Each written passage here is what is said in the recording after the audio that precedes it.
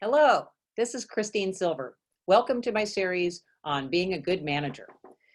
Today we're going to cover giving constructive feedback, or as you see here, performance feedback, which should always be constructive. I've been practicing this tool and teaching this tool for over 20 years, and it works. So I want to show you how to do it so you can do it yourself.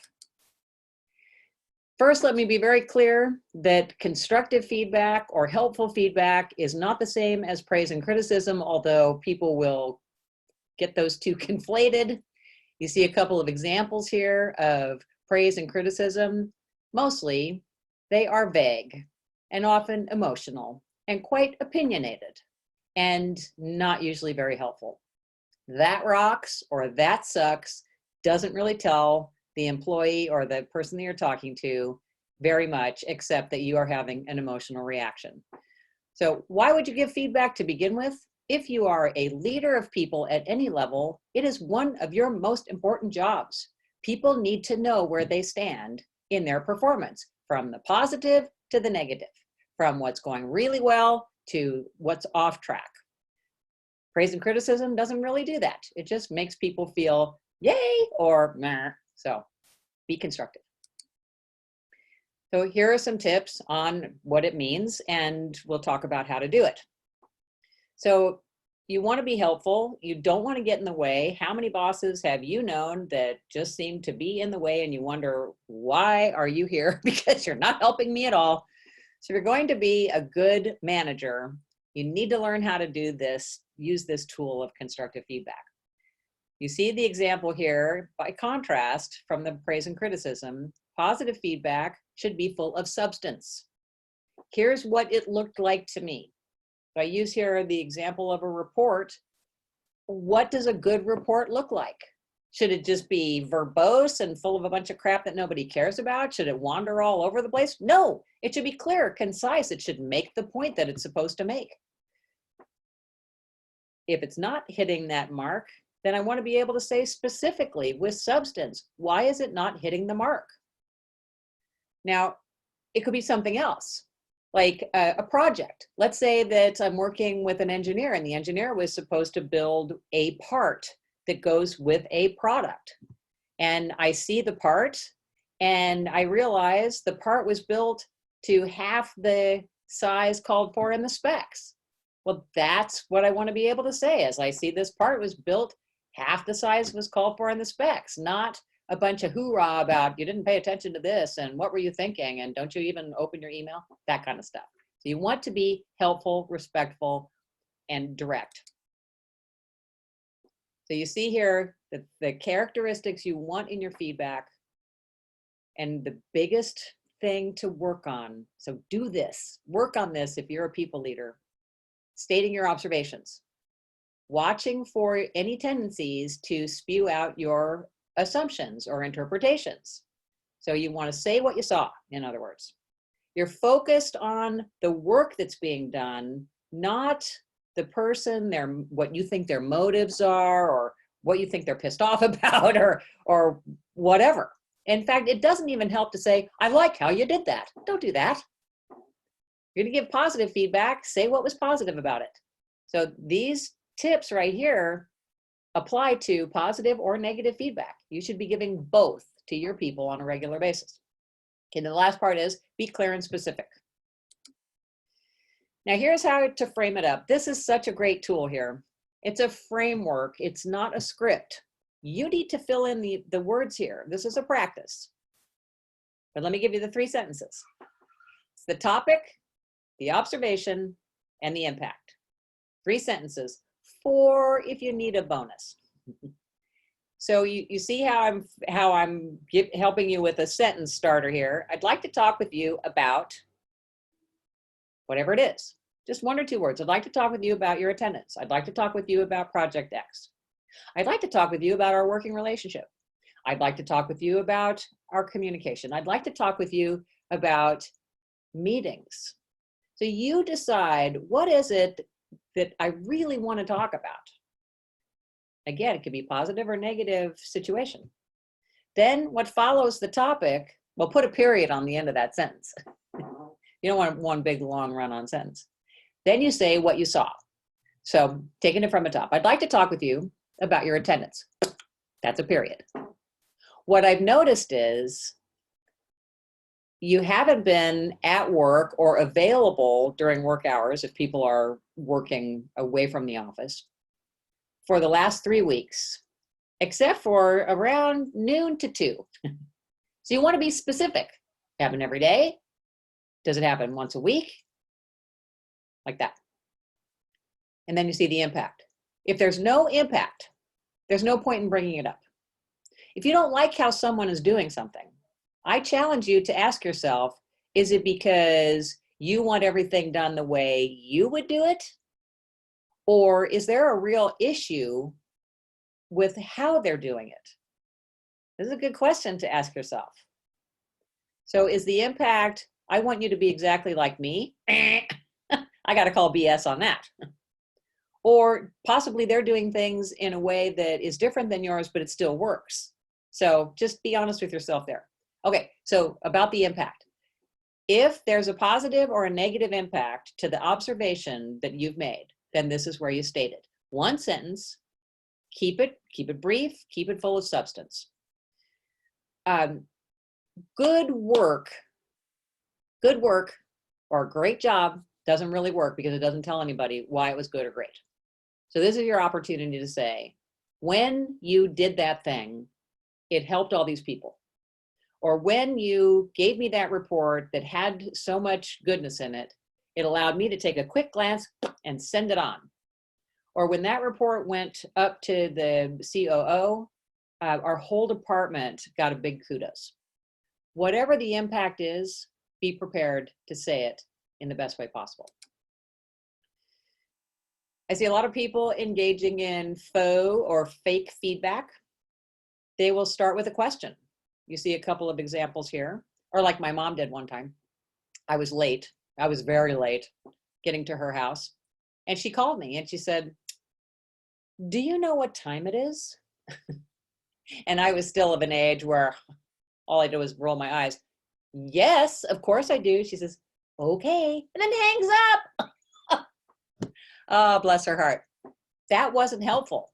What she was trying to say was, you are an hour late, which would have been way more helpful. So don't lead with the question or tell people what to do. I hear this all the time. You know what? They'll say, what would be great is if next time you could do blah, blah, blah. That's not feedback.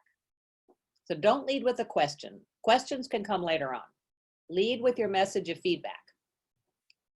Now, you want to really work on your observations. This is a good thing to practice. Here's what I saw, not what I thought about it. And it can be hard to catch yourself in assumptions. I hear things all the time, like you didn't pay attention to detail. Well, how do you know? Or you need time management training. How do you know? So don't be a boss hole. You might fall into that at times where you think, well, I'm the boss, so obviously I know. Wrong. Challenge your assumptions. State what you saw, not what you think of it. See the impact statement. Keep it brief, keep it full of substance. Certainly, ultimately, the impact of a negative situation could have an effect on the whole company, but come on, let's keep it local. So you might say, the impact is, it cost us $1,000 fine. Or in the case of the engineer building the part, the impact is, your part is now not going to fit the rest of the product. Now, here's the thing about that example. That's a real life example. As it turns out, the engineer had the right drawings, but the wrong version. And it was the manager herself that failed to pass along the right version. So the employee did what the employee was supposed to do, but the manager had made an error. Now, if the manager had gone in there and said, "Hey, didn't you pay attention to the drawings?" She would have been dead wrong and caused a problem in that working relationship. So best to not traffic in assumptions. And then you see, give the feedback, don't tell people what to do later. All right. When there's a negative feedback situation, you're going to do these 2 steps. If it's positive feedback, get your 3 sentences going. Tell the person, "Hey, I wanted to talk with you about how reliable you've been during the shutdown or the lockdown. We're working at home and that's different for us. So what I'm noticing is you've been right on with your communication. You're available for meetings when I've asked you to be. When I need to get a hold of you, you're super responsive. And the quality of work I'm getting from you is really fabulous, possibly even better than when we were all in the office. So thank you. What an awesome message. And you probably don't have much more to talk about. But when it's negative feedback, you give your message and then you need to have a discussion about it.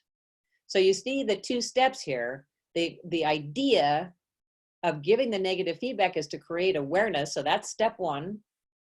Step two is collaborating on a solution to the problem, because why give negative feedback if you don't want to do problem solving? I mean, really think about that. If all you want to do is get it off your chest, or if you're pissed off because somebody did something you didn't like, just blasting them about it isn't going to help. Shaming them, calling them on the carpet, use your favorite metaphor, it doesn't help. You want to do problem solving. So here's how you do it. You say your 3 messages. I'd like to talk about Project X. I noticed your part was built half the size called for in the drawings. The impact is it's not going to fit the rest of the product. Let's talk about it. So there's the invitation. Let's talk about it. Now, you've already given your view and you wanted them to listen, so now it's your turn to listen.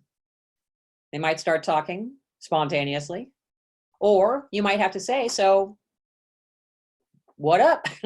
Your version of what's happening, or why do you think that happened, or what do you think went wrong here? Nice and easy going, not interrogating.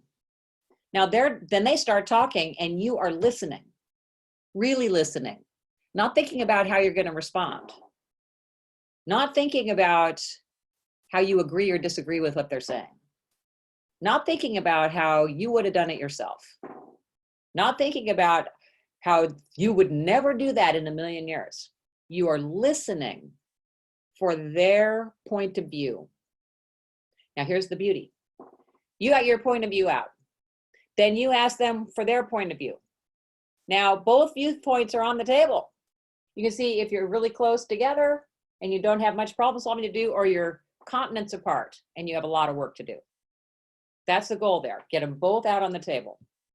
Then you can say, okay, well, let's figure out how to fix, let's roll up the sleeves, figure out how we're going to fix this. And you make a plan.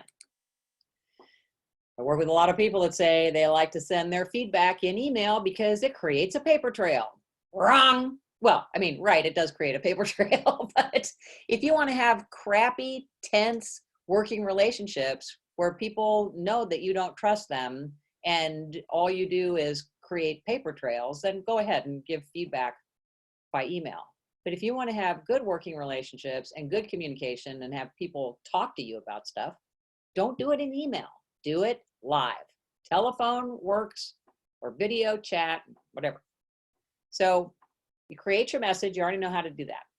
Make yourself a couple notes, because you don't want to spend 5 minutes creating your message and then go in without your notes and open your mouth and who knows what you barf up all over the other person, and then create defensiveness. So you get together with the person, you say your message, you listen, you create a plan together. You might have a step, like the engineering manager. She fully took responsibility for not sending the right version. So together they decided that they'd work to build the part. So she had some steps, he had some steps. So however that works out, you do it together. You're not telling the person what to do. And then you figure out, what are those steps? And you ask the person, would you just send me a quick email summarizing the plan we came up with? You do not have to write War and Peace in your documentation about every word that was said. If you're the government and you need to keep a word for word transcript, you don't want to be talking to me, because I think that's just a big waste of time. You don't need to do that in normal business operations. Once you get that email and any notes that you might have kept for yourself, I'm a note taker, so I get it. That becomes your documentation. Now the hope is when you treat people this way, respectfully, collaboratively, willing to be wrong once in a while, because you will be, then you're not going to have a need for all that HR documentation that everybody gets so concerned about. Because you just solved a problem, you put a plan in place, good employees will execute the freaking plan. And then the next feedback that happens is you giving the person positive feedback for taking action and solving it. Thank you very much. And that concludes today's video on giving feedback. If you are a good do-it-yourselfer and can implement this critical management practice, then knock yourselves out. I'd love to hear a win or a success story. But if you want some help, I am a consultant. I'm a butt-kicking coach, and I'd be glad to help you. Here's my contact information. See you next time.